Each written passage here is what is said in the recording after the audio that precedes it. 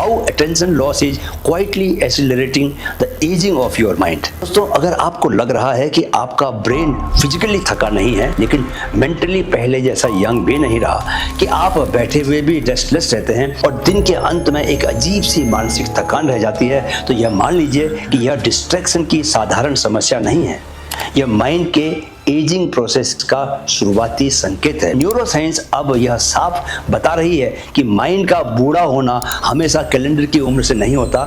Mind का बूढ़ा होना दोस्तों बहुत बार उस तरीके से शुरू होता है जिस तरीके से हम रोज रोज अपने अटेंशन को इस्तेमाल करते हैं, या कहें कि जिस तरीके से हम उसे बिखरने देते हैं। आज अगर आप अपने माइंड की एजिंग को स्लो करना चाहते हैं, अगर आप चाहते हैं कि आने वाले वर्षों में भी आपका ब्रेन शार्प, क्यूरियस और इमोशनली स्टेबल है, तो आज जो मैं बताने वाला हूं दोस्तों उसे बहुत ध्यान से सुनिए कि आज हम मोटिवेशन या प्रोडक्टिविटी की बात नहीं कर रहे, आज हम मेंटल लॉन्जेविटी की बात कर रहे हैं। और इस लॉन्जेविटी की सबसे पहली शर्त है अटेंशन, इसलिए पूरे अटेंशन से मेरी बातों को सुनिए। नमस्कार दोस्तों, मैं हूं आपका माइंड कोच कैप्टन सुंदर चंद ठाकुर और आप देख रहे हैं माइंड फिट ग्रोथ चैनल, जहां हम आपको रूबरू करवा रहे हैं आपके अपने ब्रेन से और आपके लिए उससे जुड़े बहुत से रहस्य सुलझा रहे हैं, ताकि आप एक सुपर हेल्दी ब्रेन के साथ की उम्र पूरी लाइफ को अपने पूरे कंट्रोल में रखें। चलिए सबसे पहले जानते हैं कि अटेंशन क्या है और यह एजिंग से कैसे जुड़ता है। तो दोस्तों, अटेंशन कोई विल पावर नहीं है, अटेंशन कोई पर्सनैलिटी ट्रेट भी नहीं है। अटेंशन एक बायोलॉजिकल प्रोसेस है जो ब्रेन के प्रीफ्रंटल कॉर्टेक्स, डोपामिन सिस्टम और नर्वस सिस्टम के बैलेंस पर टिका हुआ होता है। और जब यह बैलेंस सही रहता है दोस्तों, तो ब्रेन नेचुरली डेप्थ में काम करता है, चीजों को समझता है, जोड़ता है और है। लेकिन जब यह बैलेंस बिगड़ जाता है तो दोस्तों ब्रेन शैलो मोड में जीने लगता है, हर चीज को सरफेस पर छूता है, सतह पर छूता है, लेकिन किसी भी चीज के भीतर नहीं उतर पाता। ब्रेन की यूथफुलनेस स्टिमुलेशन से नहीं, सस्टेन्ड अटेंशन से बनी रहती है। और जिस दिन अटेंशन फ्रेगमेंटेड हो जाती है, टूट जाती है, उसी दिन से माइंड का एजिंग तेज शुरू हो जाता है, यानी कि माइंड तीव्र गति से बूढ़ा होने लगता है। अटेंशन फ्रेगमेंटेशन एक तरह से माइंड का साइलेंट किलर है। आज की दुनिया में दोस्तों ब्रेन को कभी एक जगह टिकने नहीं दिया जा रहा। हर कुछ सेकंड्स में कोई मैसेज आ जाता है, नोटिफिकेशन आ जाता है, कोई हेडलाइन आपकी आंखों के सामने आ जाती है, कोई रील आ जाती है, कोई नई जानकारी आ जाती है। और हर बार क्या होता है, ब्रेन को अपना कंटेक्स्ट बदलना पड़ता है। अभी कुछ और सोच रहा था, अभी कुछ और सोचना पड़ रहा है। हर बार उसे यह तय करना पड़ता है कि क्या जरूरी है उसके लिए और क्या जरूरी नहीं है। लगातार स्विचिंग के बीच में क्या होता है, ब्रेन का एक हिस्सा में ही अटका रह जाता है, जिसे न्यूरोसाइंस में अटेंशन रेजिड्यू कहा जाता है। और यही रेजिड्यू दोस्तों धीरे डीप थिंकिंग, सस्टेन्ड फोकस और मेंटल फ्रेशनेस को खा जाता है। ठीक वैसे ही जैसे धीमी आग लकड़ी को बाहर से नहीं बल्कि अंदर से जला देती है। यही वजह है दोस्तों कि आज बहुत से लोग दिन भर बिजी रहते हैं, बहुत ज्यादा बिजी रहते हैं, काम भी करते हैं, मीटिंग्स भी अटेंड करते हैं, मैसेजेस का जवाब भी देते हैं, लेकिन रात को यह नहीं कह पाते। क्या नहीं कह पाते कि आज मैंने सच में कुछ मीनिंगफुल काम किया है। मीनिंग हमेशा दोस्तों डेप्थ से आता है, गहराई से आता है, फ्रेगमेंटेशन से नहीं आता। अब जानिए कि डोपामिन लूप्स और उसका फोकस पर क्या प्रभाव पड़ता है। दोस्तों, आपने शायद यह खुद महसूस किया होगा कि आज फोन पर 1 घंटा बिना थके निकल जाता है, लेकिन किताब के 10 पन्ने पढ़ने भी भारी लगते हैं।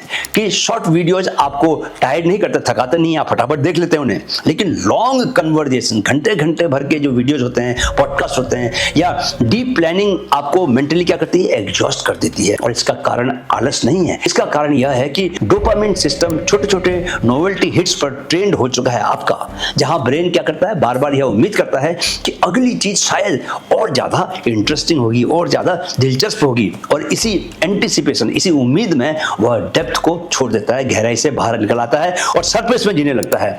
डोपामिन प्लेजर का दोस्तों केमिकल नहीं है, डोपामिन एक्चुअल में एंटिसिपेशन का केमिकल है, उम्मीद का केमिकल है कि उसको लगता है कि अब कुछ अच्छा होने वाला है। एंटिसिपेशन लगातार बिना एफर्ट के मिलने लगती है दोस्तों, तो ब्रेन हाई एफर्ट, लो स्टिमुलेशन कामों से दूरी बनाने लगता है।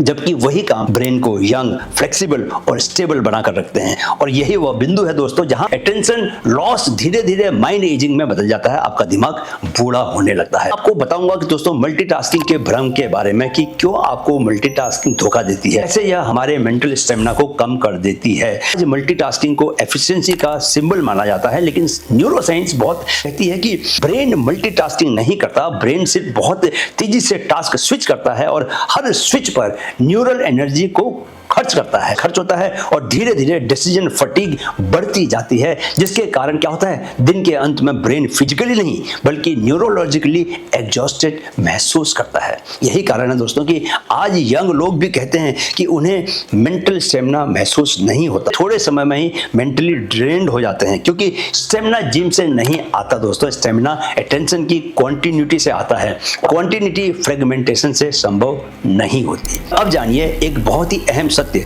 अटेंशन लॉस और एंजाइटी का आपस का गहरा रिश्ता। अटेंशन फ्रेगमेंटेड रहती है तो ब्रेन कभी प्रेजेंट में सेटल नहीं हो पाता। जो ब्रेन दोस्तों प्रेजेंट में नहीं रहता वो लगातार संभावित खतरे स्कैन करता रहता है। और इसलिए आज एंजाइटी सिर्फ इमोशनल समस्या नहीं है, एंजाइटी बहुत बार अटेंशन बेस्ड एजिंग सिम्टम होती है, क्योंकि फ्रेगमेंटेड अटेंशन ब्रेन को कभी यह अनुभव ही नहीं करने देती कि लाइफ अभी सेफ है, अभी मैनेजेबल है और अभी एक ही चीज पर ध्यान देना काफी है।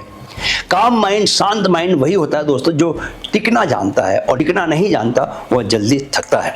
तो दिमाग वही होता है दोस्तों जो टिकना जानता है, और जो टिकना नहीं जानता वो जल्दी थकता है, जल्दी चिड़चिड़ा हो जाता है और जल्दी बूढ़ा होने लगता है। यह समझ जाइए कि अटेंशन को वापस लाने का मतलब है कि एजिंग को स्लो करना। दोस्तों इस पूरी कहानी की सबसे होपफुल, सबसे उम्मीद भरी बात यह है कि अटेंशन कोई खोई हुई क्षमता नहीं है।